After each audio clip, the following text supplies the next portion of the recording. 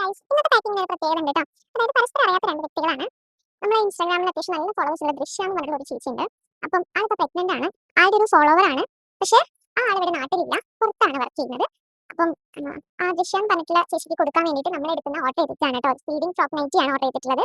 അപ്പം ആ പാക്കിങ്ങിലാണ് നമ്മൾ ഒരുപാട് ഇഷ്ടപ്പെടുന്ന വ്യക്തിക്ക് അവർക്ക് യൂസ്ഫുൾ ആവുന്ന എന്തെങ്കിലും ഗിഫ്റ്റ് ചെയ്യാൻ പറയുന്നത് വലിയൊരു കാര്യം തന്നെയാണ്. പിന്നെയാണെങ്കിൽ അത് പരസ്പരം അറിയാത്ത രണ്ട് വ്യക്തികളാണ്. ഇവർ പേഴ്സണലി രണ്ട് പേർക്കും അറിയില്ല. അപ്പം നമുക്കിത് പാക്ക് ചെയ്യുമ്പോൾ ഒരു പ്രത്യേക ഒരു സന്തോഷമുണ്ട്. കാരണം ഇങ്ങനെ ആൾക്കാർ ഗിഫ്റ്റ് ചെയ്യാനൊക്കെ തയ്യാറാണല്ലോ എന്നുള്ളതിന് നമുക്കിത് പാക്ക് ചെയ്യാം.